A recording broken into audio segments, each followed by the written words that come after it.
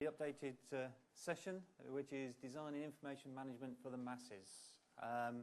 This session was meant to be on Tuesday afternoon, but because I live in the UK, I can get to the conference centre. Virgil's session is possibly on Wednesday, so slight change of plan. Thank you for getting here and finding your way around the conference centre. It's probably one of the worst conference centres I've been to for actually navigating around, but we go from there. So, who am I? Paul Turner from HP, Hewlett-Packard. We're a small company, we do printers, but we also do a lot of information management services around SharePoint. We run the largest SharePoint implementation in the world, 96 terabytes of data, 300,000 users across our area. So we spend a lot of time worrying about where our information are. I've put all my non-Microsoft qualifications on the screen. If you notice, all the other presenters are wearing black and black trousers. I'm being a bit of a rebel and wearing chinos, so just go from there. So I am certified with AIM, the Association of Information, whatever it is, in ECM and ERM. I am also an ocean master, so I'll sail 42-foot westerlies and 38-foot sigmas in my spare time, if I ever get them. If you want any information about HP, then we go from there. If you want to contact me later, then my email is up there. Let's make this session as interactive as possible. Ask any questions as we go along, and I should be able to answer them. And I do walk around a bit, so bear with me. The agenda for today, we're going through the appeal of SharePoint, and how and why you need governance, and then data usage, and then order versus chaos. So taxonomy versus social networking, the folksonomy side of things, which is new in SharePoint 2010. This is very much a high-level overview. All the information about managed metadata, records management, there's detailed sessions on that. This is about how you actually get the SharePoint to work for you. And it looks like my batteries have gone in my little machine, so we'll go on that. So why SharePoint? In the keynote, you went through 2001, 2003, 2007. I was there in 1999. My Tahoe t-shirt fell apart about a year ago, but we were involved in the very early parts of SharePoint, so it was easy to use, not expensive. You just put in a CD and you've got a SharePoint site. You've got information to share with everybody. It also is a very good fit with your existing Microsoft technology. So most people have Exchange, they've got OCS, Active Directory already installed. So, and as 95% of users in the world use Office on their laptops, then SharePoint is the natural part to go into there. With Documentum and OpenText and everything else, it is now, because of the Office 2010 integration, it's getting easier to integrate with SharePoint and the technologies that are there.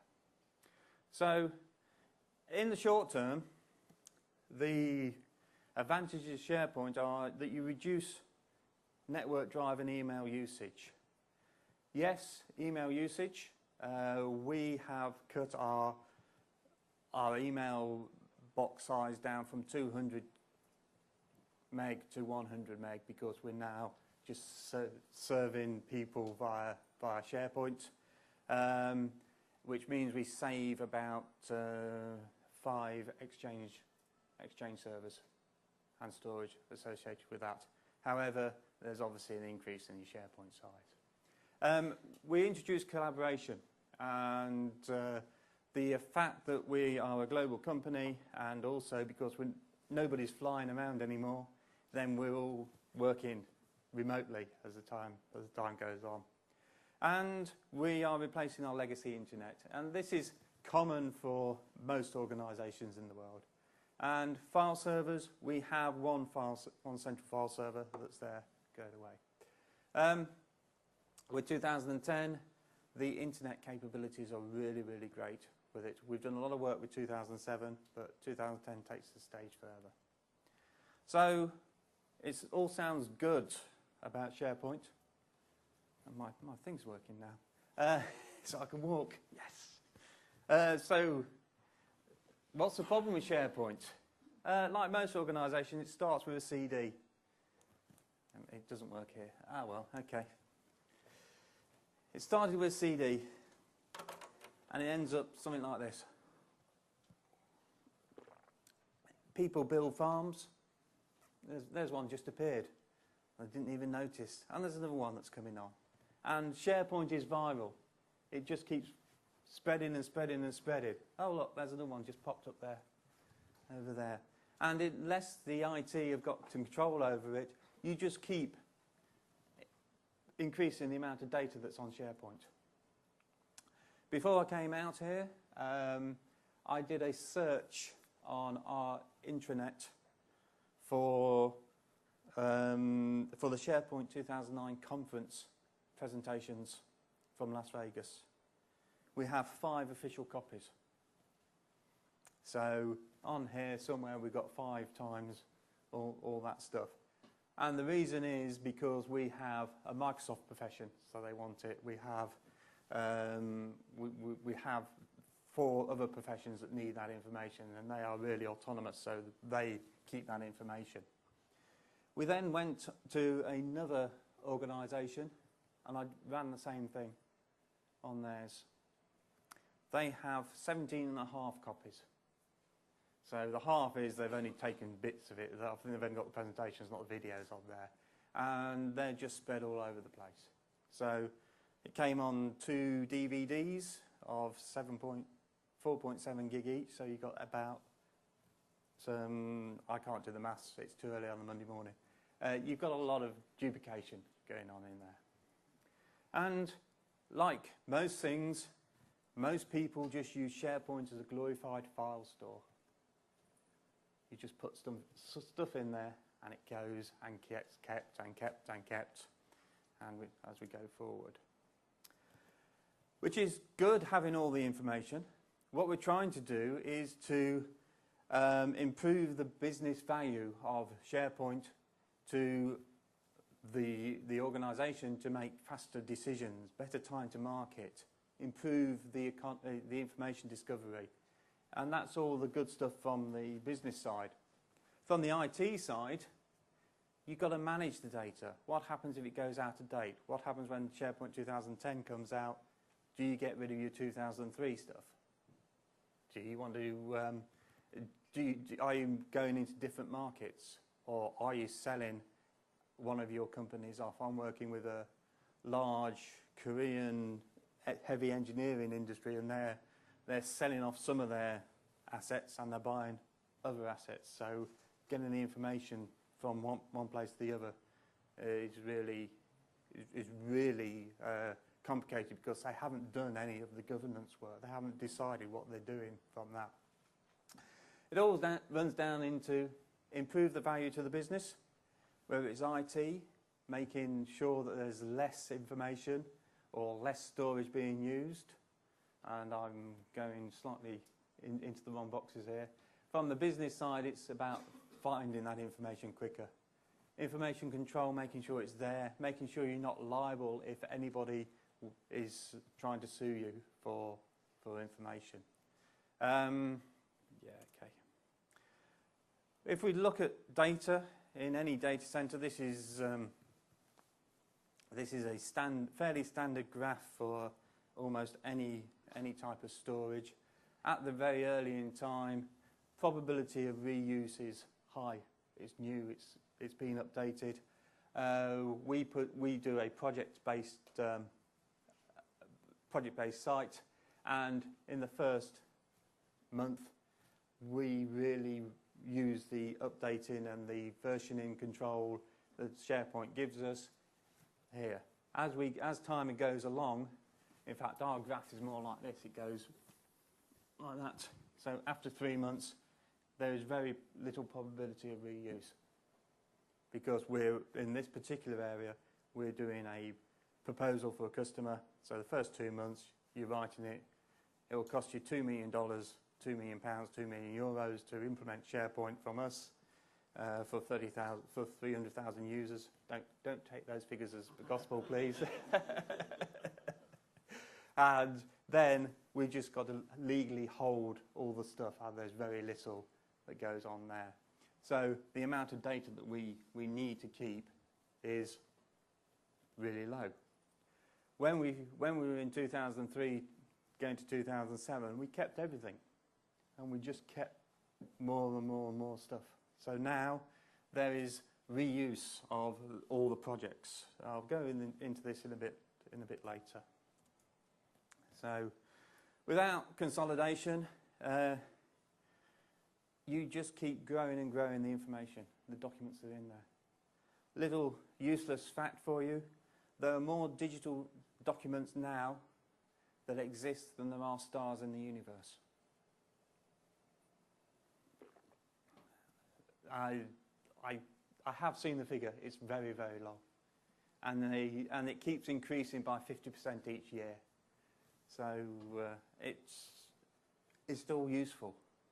I would like to suggest not, but we keep it because we like to keep it. We like things. How many of you have got PSTs from Exchange that are about 2 years old on your PC? Is it useful? Yeah? Yes? There's an honest man. Is it useful? Yes. I've got some. Is it useful? Yeah, some are. Some aren't. But I just keep it because it's a comfort factor. If some of the stuff is on there that needs to be found by, or mustn't be found when a legal when a legal litigation case comes along, then you're in trouble because you've got to provide that. And that's one way that we're going down there. Most people, when they upgrade, so this is another company that upgrade from 2001 to 2003. They did some cleaning up. We build up more. 2003 to 2007, up here. 2007 to 10, it should go like that. But that's what we're trying to do. So, how much of this stuff on your SharePoint is useful? This is a rough extrapolation of our 2007 implementation, which we're now upgrading to 2010, and it's about 2 years old. And we found that 10% of the data was current. All the rest of it was just sitting there on extremely expensive file share, SQL storage, and we just kept adding more and more servers up here. So we build all our servers in fairly standard, like a cookie cutter. So if we want another 16 terabytes of data, we just put in a medium server farm with that amount of data and that amount of servers. So just keep adding as we go along, which is good if you're selling hardware, selling PCs, whatever. But it just becomes unmanageable, and 90% of the stuff isn't there. Isn't required.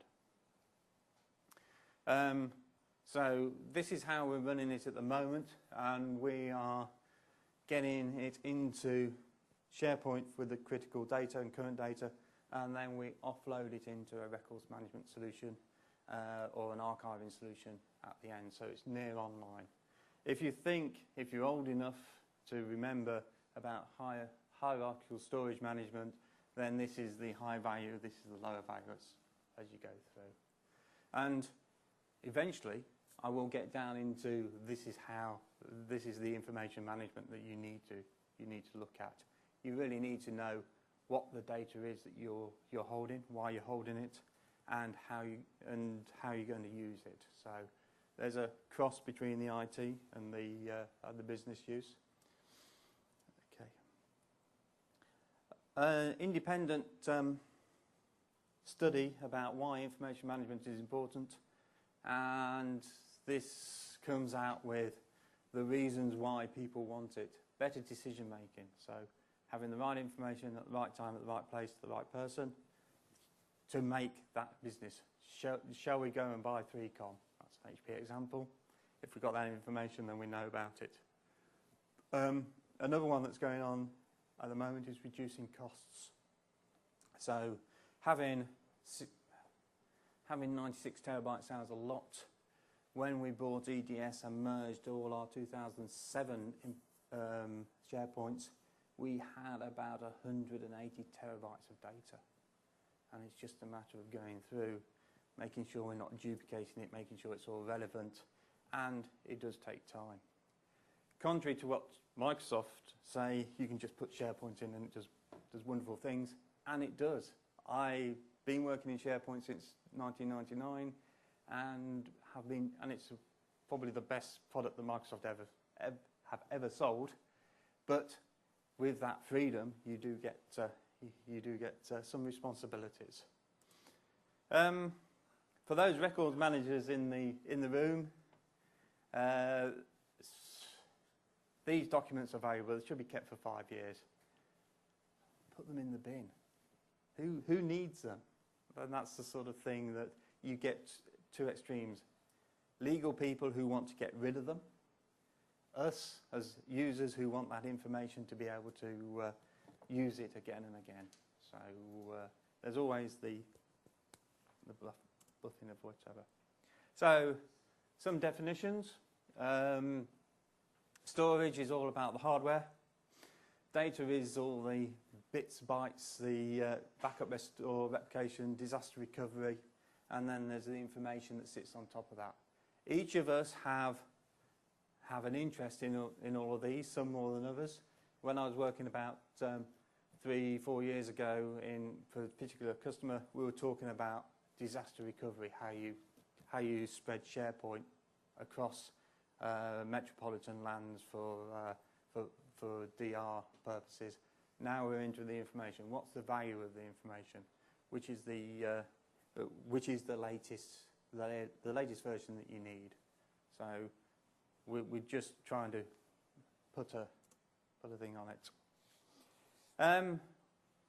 This is part of the work that we're doing with AIM about records management and information architecture. So governance, which is what we're talking about now, is all about how you control it. And it varies from person to person. And IT governance will be slightly different to business governance. IT governance is all about disaster recovery, as we said before. In fact, it says it here: store, protect, secure, and preserve. And if my thing's working, no, okay. From the business side, it's all about handling that data. When we're looking at the data, there's sort of like a little funnel of where you can get rid of information. So if we go into capture information, and the reason why I've got several parts here, and one of them is SharePoint, is that there's paper documents, there's microfiche, there's databases from a line of business and other stuff that comes in here. So we need to capture it into the governance plan that is putting up. Then we need to classify it. That's putting it into the right place at the right time. As we go down, reduce. Well, we'll talk about that in a bit. Retain it for many years, possibly. Working with a pensions company in Canada, they retain their information for 199 years before they send it off to the archive. So, and then there's information about discovery. Eventually, you need to dispose of it, because having some data is like having a smoking gun. We always talk about dark data. You may get a feeling of stars and starships and analogies that we're going here, but we had some dark data that was sitting in our SharePoint. We knew it was there, but we didn't quite know what it did. A bit like black holes in outer space. We all know they're there, but has anybody seen one? And if somebody has been watching the Universe television program BBC, yes, somebody has seen one. They've actually now got a satellite that has a telescope that has actually taken a photograph of it, which is amazing. The problem with governance is it's all things to all men and women, sorry.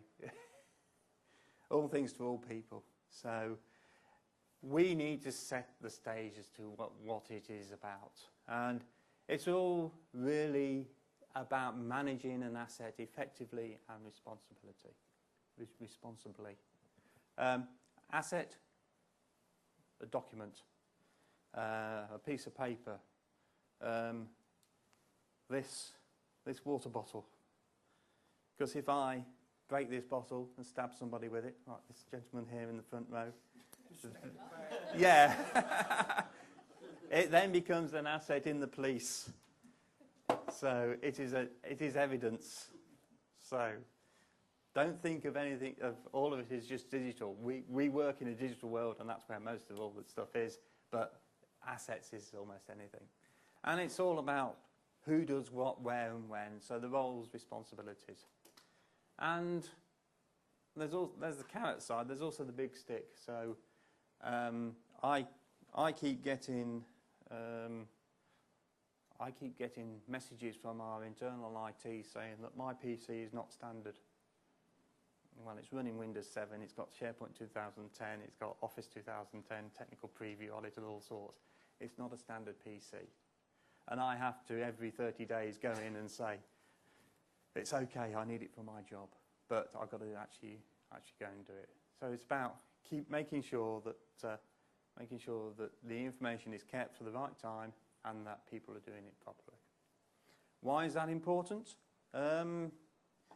One reason is litigation. There's been quite a few heavy fines put into Shell for not selling the right amount of oil assets that they had, and the US government fined them billions of dollars because they reported less than what they actually had. The US government sold a lot of oil at a low price to keep the market buoyant. And then when Shell said, whoops, we missed it by a zero on the end of the figures, then you get a fine of millions of dollars in that case. So that's one reason, giving the right information. It's also for legal disputes, like if I say to you, I will put SharePoint in for £1, and then I charge you $1 million for it, £1 million, sorry, I must stop saying dollars. I've been working too far in the Far East at the moment. Then you're going to sue us for breach of contract, and we need to find that information that's going from there. It's not about technology. SharePoint 2010 has got some great technology in it. It's got managed metadata. It's got the taxonomy services. It's got document sets, which we use quite extensively. But it's all about the other 80% that's around it. So the training, the support, the policies. That's a big one. What are you going to use SharePoint for? In 2003 to 2007, we didn't have access to Excel services. We couldn't put executables onto the SharePoint site. We couldn't put videos onto the site, which sounds like a good thing. I work for EMI. Videos and records are the things of their business, and it all goes onto their SharePoint. So different rules for different people. And there's a bit about the deployment and making sure that people get the right emails at the right time. It's easy to make mistakes. Yeah. Okay. Most of these are actually for the IT governance side, so not really the information, but the data. Not planning for scale or growth. What happens if you run out of space on your SharePoint? Do you plan for sites to expand, or are they fixed? So one of our server farms we cannot expand any sites above 150 gig, full stop. And that's because we just have that as high availability, and then we back up and restore back into the 150 gigs side. So there's stuff like that that goes on there. The biggest one is not treating SharePoint like an enterprise application. There's three things that are really, really important to a business. One is the people, two is the money, three is the information. Where do most people store their information? Nowadays, it's in SharePoint. So if you don't treat it like an enterprise application with retirement of the data, then you just end up with a big mass, and when freedom of information request comes in, you have 20 days to respond. And sometimes you can't respond that quickly.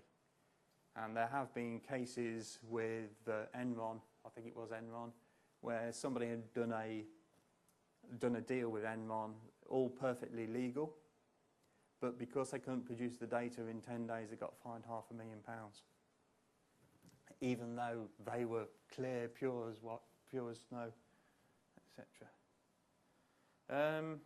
Yes. The bottom one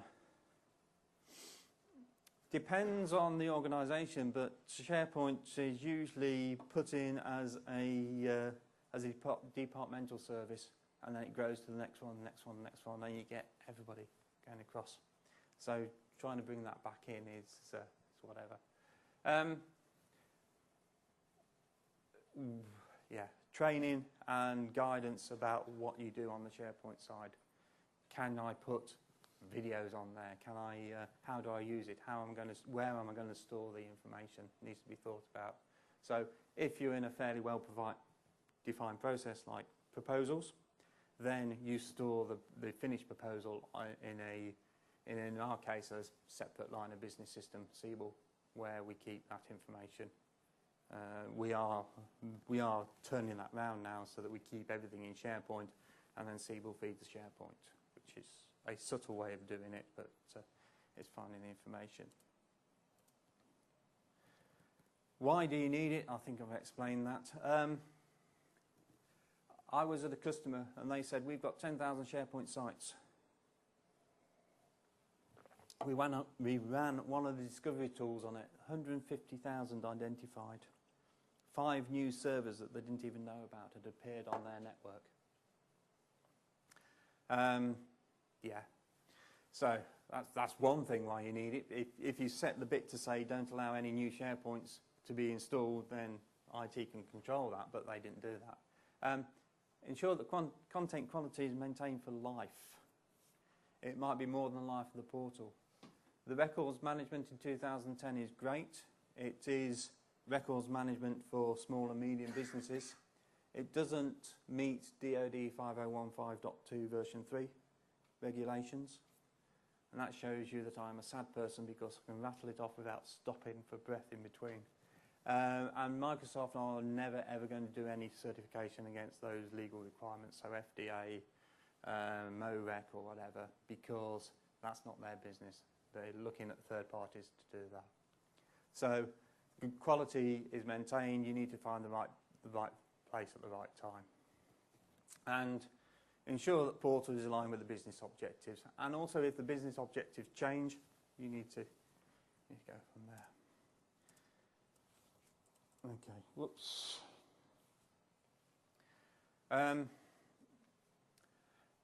When you talk about SharePoint in the video this morning about a unified infrastructure, if you can remember the SharePoint marketing blurb, okay, there are sometimes other applications that are still in the infrastructure. SAP or SAP, I forget which way I meant to say it in the UK. Siebel, Documentum, OpenText, all sorts of things that are already in place. So it's a matter of, and SharePoint does this great, is being a portal or a window to the world of that information, and you bring the information in.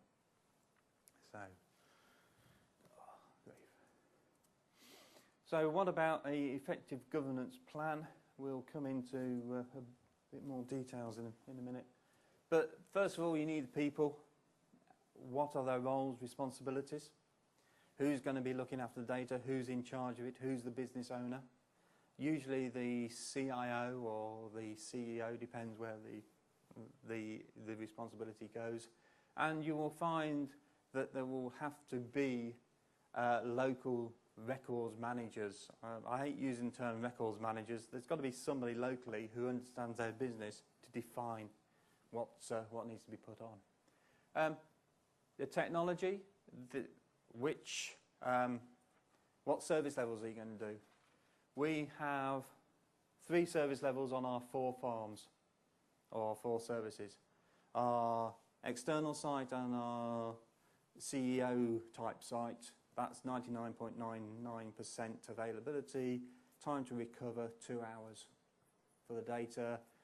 I think we get 10 minutes loss of data that we're allowed, and we do SAN-to-SAN replication for those. For our standard ones, which we create 1,200 sites a month on, which is our internal site. Anybody can create one. That's 98.5% availability. No backup and recovery on it for the users.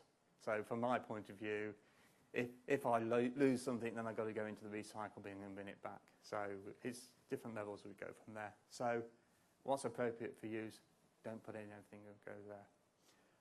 Policy.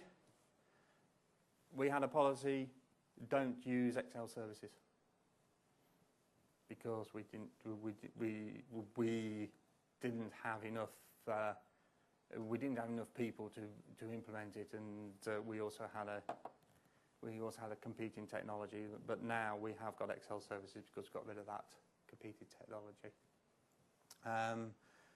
In 2003, we didn't use My Sites. In 2007, we've half used My Sites.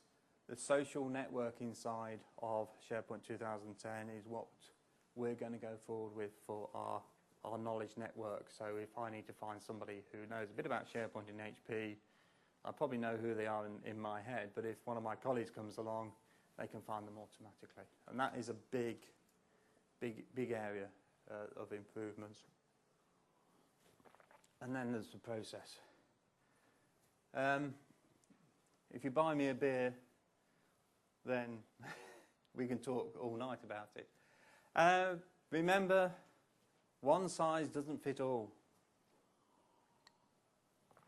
SharePoint is like the Swiss Army knife kit of the world, so it does quite a lot of things. It's great at collaboration, pulling everything in. It's getting better. It's getting a lot better at self-service site creation, lifecycle management. So here, if you're looking at doing blogs and social networking, you need different capabilities to taxonomy. I'm working with a car manufacturer, and they've implemented their corporate taxonomy into SharePoint 2010, and their social networking side, there's a new type of engine that everybody's blogging about and talking about, and the tags are growing high, and that's hydrogen. And it's not on the corporate taxonomy. So things change, things need to be brought back in. And it's a fight between the social networking guys and the corporate suits as to when hydrogen gets in. Silly example, no, it's a serious example, but it's one of that you need to think about. So, technical governance, we're all fairly comfortable with. We know how to plan a SharePoint farm, we know the number of servers, there's a sizing tool that you can use that gives you everything, and sites per content database, deletion periods, etc., etc. Most people do that. It's when you get into the life cycle, the information. As everything relates to cost nowadays, primary storage, SQL storage is usually pretty expensive. If you're doing storage area network replication, you will have 16 terabytes here, 16 terabytes there, and it costs a lot of money. It's much better to get it onto secondary or long-term retention, and you need to identify which data is needed for that. So, before I talk about our own internal stuff, let's go onto a website that I've been involved in. So this is Migros, which is a Swiss supermarket, currently running on 2007. They are looking at upgrading to 2010, but unfortunately, at the moment, their 2007 site, they really, really like, they know how to use it, and it does the job that they need to do. So here we have, it is, despite the fact it says Bella Italia, which threw me, this is the German site. So they're obviously doing some promotion on whatever. And here, and my mouse has just stopped working, never mind. And here we actually have the same site with German, French and Italian. In Switzerland you've got Swiss German, Swiss French, Swiss Italian. The information architecture behind this about what web parts is to be presented, who's going to actually create them, and where the information comes through is all is all being defined, so that it makes it easier for the person who wants to do this special Italian promotion. They say, I've got a promotion, these are things I need to do, I need to have a pretty picture, I need to have some information about what we're doing, further details down here. And on the development site that we use, they go through that process. So from our point of view, looking at the website, if we just go into this website, there's a new part on there. But there's a lot of thought behind that. And this is where the information governance is currently being used. And it's being used quite a lot for external-facing websites. But most people don't tend to use it for their internal ones. And as you implement the more and more features of 2010, you need to do this. The site that I really like is volvo.co.uk, which is SharePoint, and SharePoint, some of it's 2010. I can't remember which one it is. It just merges into one. But you can design your car, Silverlight, the colours and the internal bits and pieces. And I'm going to have to go for an emergency mouse.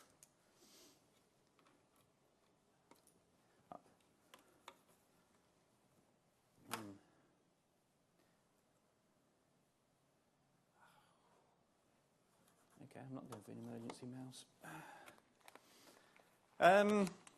So, talking about the internal stuff while I'm getting this to work, we use SharePoint as our strategic collaboration store, and one of the parts that we're using for is for project proposals.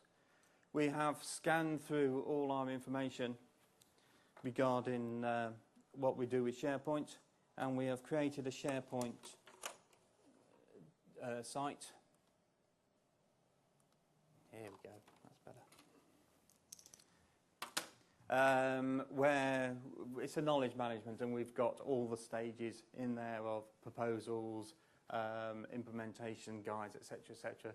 So when we write a new proposal, we use a document set. There's a session about document sets later on today, and that is you define the whole set of documents that you need for a particular proposal. So I'll talk about examples because I like that. So in the document set for our proposal, we have a WC3T, which is a financial spreadsheet. We have the actual proposal itself. We have the terms and conditions, and there's about 10 different documents that are actually in that set. And the whole objective of doing this is to fill in all the documents, because unless we fill in all the documents on the website, we can't go to the next stage. So somebody's got to fill in the financial stuff, somebody's got to update the proposal form that goes on. And behind the scenes, there's a workflow that we set up that checks have all these been updated. What we do with that is there are set retention periods.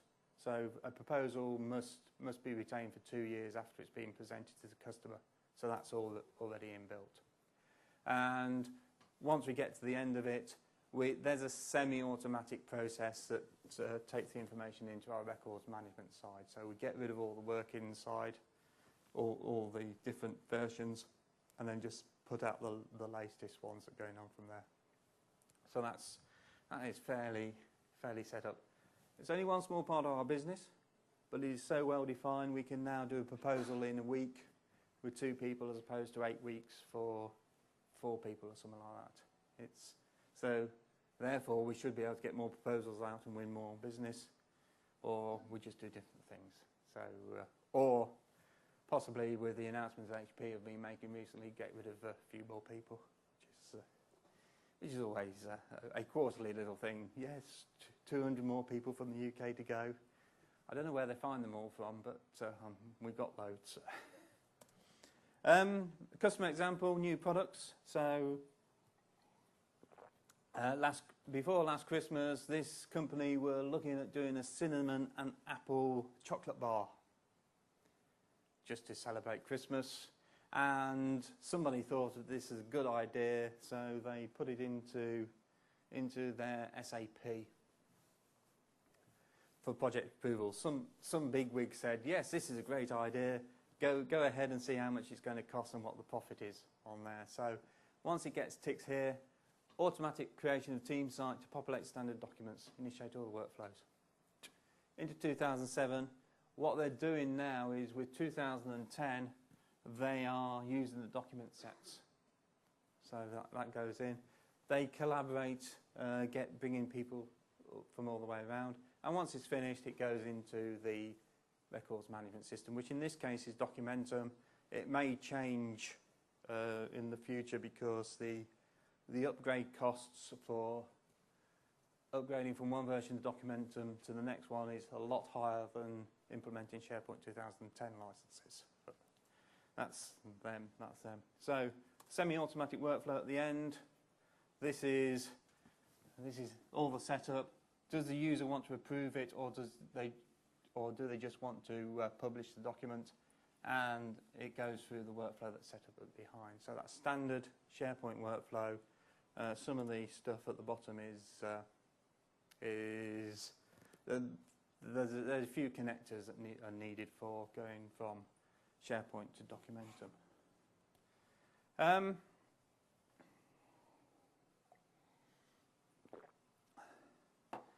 With the massive improvements of SharePoint, and I will freely admit that I have borrowed this slide from one of my colleagues on the TAP program because I like it. It highlights the fact of social networking in SharePoint, and this is taken from one of their sites. So it's not my slide. It's somebody else's. In 2007, you had this little subset of what you could actually do. So provision of security groups, the breadcrumbs across the top, the CSS, the skin of the websites, that was all consistent global navigation. With 2010, then you have got a lot more to think about. So community, sites, tags, which are always in there, manage metadata. We're almost back to the stage of 2001. SharePoint 2001 was great with metadata, I think, if I can remember it. I think I've been to sleep since then. And you've got all this stuff that you need to think about. Do you want in-place records management or external records management? One big area, social computing.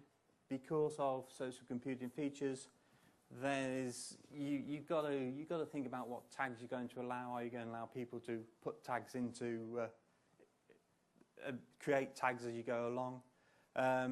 For SharePoint 2010, tags of the whole of the group and tags of your colleagues, but not your peers, are in there. So there's a few bits that need to go on there. So the whole point of this is that I'm trying to point out that there's more to think about, and you need to understand what you're trying to do with SharePoint and if you're going to do it at all. One customer are not even considering social networking until 2 years down the line. Another one, they're doing it right now because they get business benefit out of finding information from there. Yeah, okay.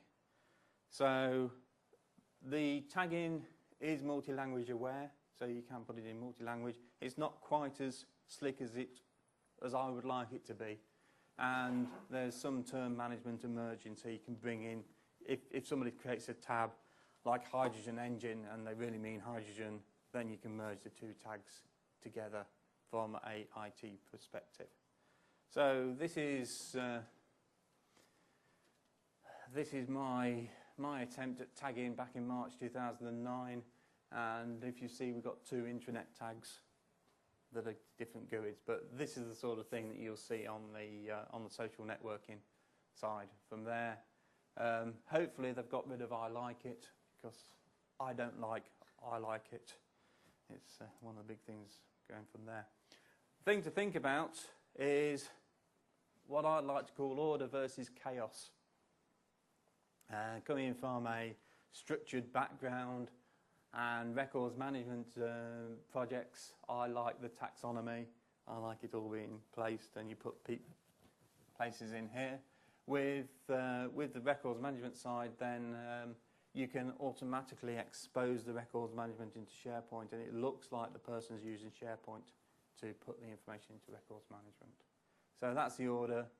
The chaos over here, Big Bang Theory or whatever, people just create things as they go along. How do you get the stuff back into there? Do you want to do that? There's a point where some policy needs to be decided as to where do you want to be. So do you want to be here, or do you want to be that way? It will depend on the different users, different customers. So order is file plan, chaos is folksonomy. One of my German colleagues thinks that order is folksonomy. So it's different views to different people and different organisations. If Bill English is here, he is going to talk about managed metadata. Big new improvement in SharePoint 2010. Gives you all these features. And the most important thing is better navigation and better search and filtering, so you can find the information quicker, better and faster. So I believe Bill will be getting here on Wednesday, and that is a good session to go and see. If he isn't here, then I think somebody else will be running it, but it is important. Records management, big feature in 2010. You have in-place records or records archive. The records archive is almost the same as 2007, so it's separated off.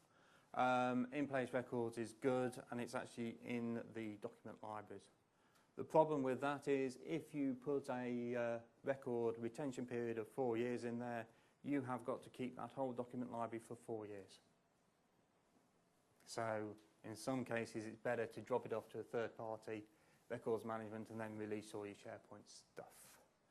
Another thing that I haven't mentioned, and some people are using and abusing this, is remote blob store. So if you want to get stuff out of SharePoint but still in the control of SharePoint, you put it into the remote blob store. Really designed for large pieces of video files, but I have seen some of our customers using that for sort of like a archiving, because it puts it onto, it actually puts it still onto SharePoint, onto SQL Server, but it's considered to be cheaper because they don't have to have the high availability on there. So a slight abuse of SharePoint 2010 as we go from there. Yeah. I don't like the term records management, but it's one thing that everybody understands, that you've got to store stuff at a certain place at a certain time as you go from there. So when you're setting up the document libraries, are you maintaining each version as a record? Do you want minor, major versions? Are you going to hold only the last one or whatever? So it's all thinking about that. Records auditing is in there. You do need a third-party product to have a look at, to do it for the users to find the information. And e-discovery and security. Yeah. If you're interested in records management, there is a recordsmanagementcompetency.org which will give you an idea of your customers' readiness for records management and information management. It merges all into two. Very similar to the assessment in BPIO. So, are you aware and whatever? And it comes into, okay, you're unmanaged, gives you a list of here, formative, you know that you're not doing it properly, and then go from there. 90% of the people are in here. I think we have actually, we're getting sort of there internally in some places. In other places we're way behind. HP is huge, and it's split into two. There's a Unix side and there's a Microsoft side. And the Unix side about here, the Microsoft side about here. So that's because we've got decent tools like SharePoint to manage all this stuff. SharePoint customization. Do you want to allow it? For upgrades, we have made a decision that SharePoint Designer is allowed, but there are limits to what it can do, and we actually change some of the stuff, some of the features and functions that are out there. We do not allow Visual Studio on our sites. When we first did our upgrade to 2010 back in June, we took 2,000 sites to Microsoft, and we got 1,800 migrated with no problems. The ones that had problems were ones that we bought from 2003 to 2007, and they had obfuscation and all sorts of stuff in there, so we're going for whatever. Thing about information management, if you're retaining stuff for 5 years, there's a new version of SharePoint in 2013. It will have deny rights in it, which is vital for somebody like me who works in the records management side, but it's not there in 2010. You need to be able to upgrade. You need to keep your data going. Same with hardware. Is it on the right storage? Who remembers the Magna Carta CD that was done in ages ago? Most of you are too young to remember it, but it was in a format, I think it was in a format that only existed for about 6 months. So the media became unreadable, and you couldn't get information from there. Okay. So, in summary, establish a framework, get a board there. This may be talking at the wrong audience because you're mainly IT pros, but you need to think about what you're going to do with the data. And run a model office. I like this one. Don't make the solution more complicated than what you've got. Just because you've got social networking doesn't mean to say you need to use it. Think about metadata. Think about the managed metadata. How are you going to do it? What is your metadata that is around? We have been working on a taxonom generator, which is we pick up, we go through the terms and features for each different industry, so construction industry, and there's various things that need to be done there, and we can generate an XML taxonomy file that can be imported into SharePoint just as a basis. 80% of that will fit the organisation, 20% needs tweaking as you go from there. This is a slide from the BPOS. Who knows about BPOS? Okay. Yes, Business Productivity Online Services. 2010, there's a new one coming out. I have blanked out the dates down here because they've slipped. Whoops. But the whole point of this is, in SharePoint 2010, you've got a lot more features, and basically these are the ones in the green, red, and the purple side. So whatever is in 2007 is available now. You've got to think about it. These are the bits that you need to think about going forward. and it is mainly on the information management side. So metadata taxonomy, that's one. That's got something to do with information management. Metadata-driven navigation. So Steve was speaking about not finding the right record when you move it. So that's all in there. Tag cloud, ratings, tagging wikis and blogs, etc. So there's all this that needs to be sorted out and thought about. Performance point services. How are you going to do your BI side? That's all internally. And there's a bit about geographic design that is actually in there. So what happens with if you want to replicate. So Infonic and Synergy do this at the moment. So there's bits in there that goes from there. And you also need to consider Office 2010 on the PC, because when I connect to a printer, I get a little option saying, do you want to be the connection for this office for this printer in this office? So you act in, and this is part of the replication stuff that goes on there. There's an offline cache on your office, sitting on your PC, and it links back when you link it in, which is why it's so much easier to go from there. So, as with everything, it's always a balanced view, and this is not my slide. I've borrowed it from somebody else. And it's all a matter of giving users control or giving users what they think is control, and IT thinking they're serving the user population. Internally, as we said, we can create SharePoint sites on demand. We just go ahead. There's a few checks that goes in to say, has the site been used? Is there another site of a similar name? We will be getting neater about this with 2010, and we'll actually do some searches saying, could you use this site instead, or somebody else has got this site already, therefore contact them. So from there. But the whole point of IT being in control is that you will need a service level agreement. The business have got to bring out the information.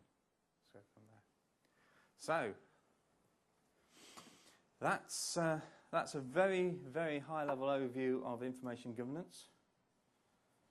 I forgot about the compliance part. There's obviously some lawyers somewhere who are making loads of money.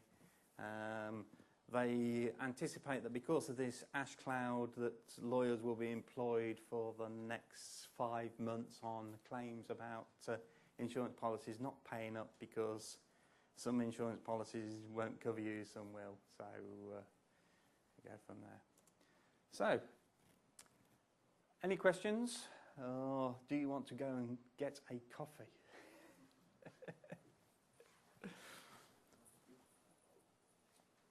So, if that's it, I believe there's evaluation forms, aren't there? No, that's good. So, coffee is downstairs if you can get to it, and I'll see you around. If you want to talk to me afterwards or any time during the conference, then I'll be wearing the black shirt.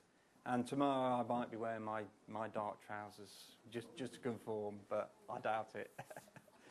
Thank you very much, everybody.